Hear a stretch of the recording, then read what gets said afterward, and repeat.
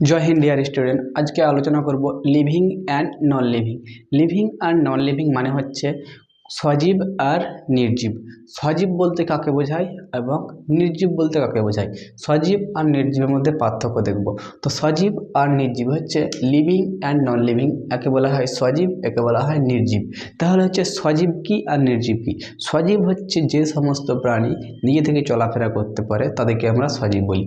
निर्जीव होच्छे जे समस्त माने बस्तु निजे थेके चलाफेरा करते पारे ना तादेरके आमरा निर्जीव बोली। तो एक एक करे आमरा उदाहरण समेत आमरा बोलते शुरू करी। যেমন হচ্ছে সজীব। সজীব হচ্ছে ম্যান মানে হচ্ছে মানুষ।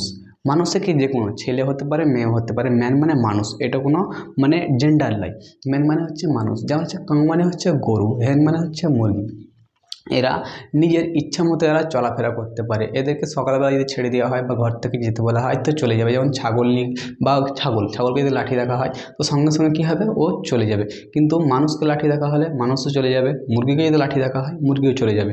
কিন্তু একই রকমভাবে যদি কোনো মোবাইলকে লাঠি দেখা হয় বা কোনো চেয়ারকে লাঠি দেখা হয়, যাও চলে যাও, যাবে না, তার জন্য ওরা কি নির্জীব। সেরকমই আমরা যে কোনো বস্তু, যে কোনো মানুষ নিজের ইচ্ছা মতো চলাফেরা করতে পারে তাদেরকে আমরা কি বলি, সজীব। যেমন এবং এদেরকে সজীব কেন বলবো, আমরা মানুষকে কেন বলবো, ছাগলকে কেন বলবো, বাচ্চাকে কেন বলবো? এদেরকে বলার কারণ হচ্ছে মানুষ হোক আর ছাগল হোক আর গরু হোক, এরা নিজের বাচ্চা জন্ম দিতে পারে। তাহলে যে সমস্ত প্রাণী সজীব হবে ওরা নিজের বাচ্চা জন্ম দিতে পারবে। বাচ্চা জন্ম দেওয়ার কারণ হচ্ছে নিজের বংশ বিস্তার করতে পারবে। তাহলে যে সমস্ত প্রাণী নিজের বংশ বিস্তার করতে পারে তাদেরকে আমরা কি বলবো, সজীব বলবো।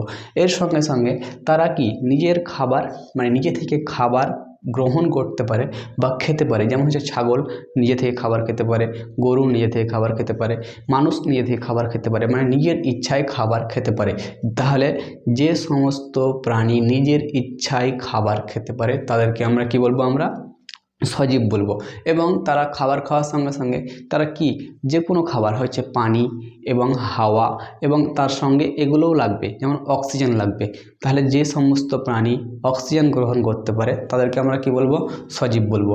এবং যে সমস্ত প্রাণী নিজে খাবার খেতে পারে তাদেরকেও তো বলবো। তার সঙ্গে পৃথিবীতে থাকতে গেলে ওদেরকে এগুলোকে ওদের প্রয়োজন। তাহলে প্রয়োজনীয় জিনিসগুলির চাহিদাগুলো যদি ওরা পেয়ে যায় তাহলে কি আমরা ওদেরকে বলবো আমরা সজীব।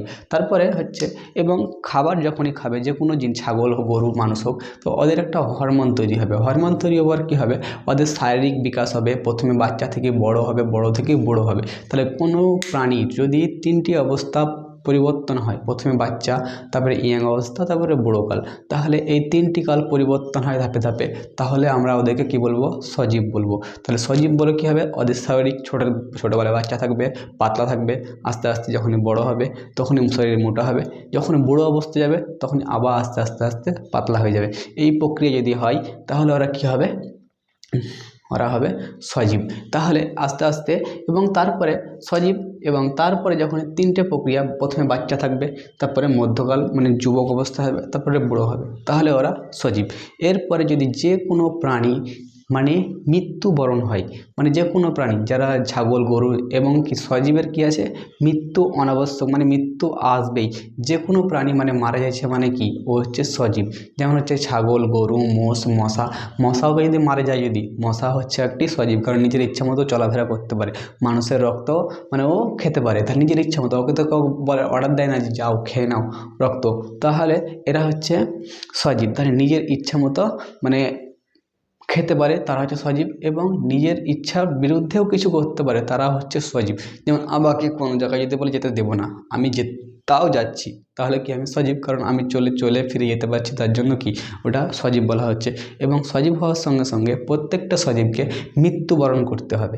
আমরা জানি মৃত্যু একটা হচ্ছে আসবেই। তাহলে যে ছাগল, গরু প্রত্যেকটা প্রাণী যদি মৃত্যু হচ্ছে মানে ওটা হচ্ছে কি সজীব। তাহলে সজীবকে একে বলছি লিভিং, একে বলছি আমরা সজীব। এবং নন লিভিংয়ের দিকে দেখি আমরা। নন লিভিং হচ্ছে যেমন হচ্ছে গ্লাস, মোবাইল, চেয়ার, টেবিল, এরা হচ্ছে নন লিভিং, মানে এরা হচ্ছে নির্জীব। এরা কোনো সাড়া প্রদান করতে পারে না এবং এরা নিজের ইচ্ছে মতো চলাফেরাও করতে পারে না। চলাফেরা না করতে পারার কারণ হচ্ছে এদের মধ্যে কোনো মানে শারীরিক উত্তেজনা নেই, কিন্তু মানুষের কী আছে, শারীরিক উত্তেজনা আছে, তার জন্য চলাফেরা করতে পারে। যেমন কোনো গ্লাস, টেবিল, চেয়ার, এরা কি উত্তেজনা আছে, সাড়া প্রদান করতে পারে না।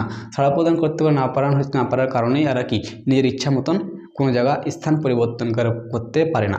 আমি যতক্ষণ না পর্যন্ত কোনো মোবাইলকে এক স্থান থেকে অন্য স্থানে রাখবো ততক্ষণ পর্যন্ত ও ওই স্থানে পড়ে থাকবে। তাহলে তার জন্য এদেরকে আমরা কি বলছি, এরা হচ্ছে নির্জীব। তাহলে চেয়ার, গ্লাস হলো, মোবাইল হলো, চেয়ার হলো, টেবিল হলো, এরা কি হচ্ছে নির্জীব। তারপরে দেখছি এরা কোনো কি স্থান পরিবর্তন করতে পারে না, এরা একই স্থানে পড়ে থাকে, তার জন্য এরা নির্জীব। তারপরে হচ্ছে এরা কি কোনো বাচ্চা জন্ম দিতে পারে না, কারণ কোনো মোবাইল পেট থেকে বাচ্চা হবে না, টেবিলের বাচ্চা হবে না, গ্লাসের বাচ্চা হবে না। যখনই কোনো কিছু বাচ্চা বা নিজের বংশবিস্তার করতে পারে না তারা হচ্ছে কি নির্জীব। তারপরে হচ্ছে খাবার, এরা কোনো খাবার গ্রহণ করতে বা খাবার খেতে পারে না, যেমন হচ্ছে চেয়ার, টেবিল, গ্লাস, এরা কি কোনো খাবার খেতে পারে না, খাবার না খেতে পাওয়ার কারণে এরা হচ্ছে কি নির্জীব। তারপরে হচ্ছে এরা বেড়ে ওঠে, যেমন হঠাৎ মানে এদের কোনো গ্রোথ হরমোন নেই বা গ্রোথ হরমোন নেই, গ্রোথ হরমোন না থাকার কারণে এরা বেড়ে উঠতে পারে না। যেমন হচ্ছে চেয়ার, টেবিল, গ্লাস, এরা কি বেড়ে ওঠে প্রতি বছর 1 সেমি করে বেড়ে ওঠে, আকার পরিবর্তন হয় না, এদের কোনো আকার পরিবর্তন হয় না। যখনই কোনো বস্তুকে একই স্থানে রাখা হয় ওই স্থানেই থেকে যাবে, এবার ওদের আকার বছর পর বছর কেটে যাবে কিন্তু এদের আকার পরিবর্তন হবে না। আকার পরিবর্তন না হওয়ার কারণে এরা বেড়ে ওঠে না, এবং বেড়ে না ওঠার কারণ হচ্ছে এরা নির্জীব। তারপরে এদের কি কোনো মৃত্যু হয়, এদের কোনো মৃত্যু হয় না। যেমন হচ্ছে ছাগল, গরু, ভেড়া, এদের কি হয় এক টাইম আসে বাচ্চা থাকে, যুবক মধ্যকালে অবস্থায়, বুড়ো অবস্থায় কি হয় মৃত্যু হয়, কিন্তু চেয়ার, টেবিল, গ্লাস এদের কোনো কিছু মৃত্যু হয় না, কারণ এরা ওইরকমভাবে তৈরি যে একটা স্থানে রাখলে পরে ওই স্থানেই থাকবে। কিন্তু মানুষের থেকে আর হয় বেশি বাঁচবে, বেশি দিন থাকবে কিংবা কম দিন থাকবে। যেমন কোনো একটা বাড়ি, এই বাড়িটা বানা হয়েছে, এই যে আমি এই বাড়ির মধ্যে আমি হচ্ছে কি সজীব, আর হচ্ছে বাড়িটা হচ্ছে নির্জীব। হয় আমি মারা চলে যাব কিন্তু বাড়িটা থাকবে, কিন্তু আমি যদি বেঁচে থাকি তো বাড়িটা ভেঙে কি করব, আমি নতুন করে বাড়ি তৈরি করব। বাড়িটা কি হচ্ছে নির্জীব, কারণ ওর কোনো সাড়া প্রদান নাই, ওকে আমি মারতেও পারি, ভাঙতেও পারি। তাহলে হয় কি হবে, মানুষ আগে তাড়াতাড়ি মারা যাবে, কিংবা ওর যে গ্লাসটা আছে তাড়াতাড়ি ফেটে ভেঙে যাবে।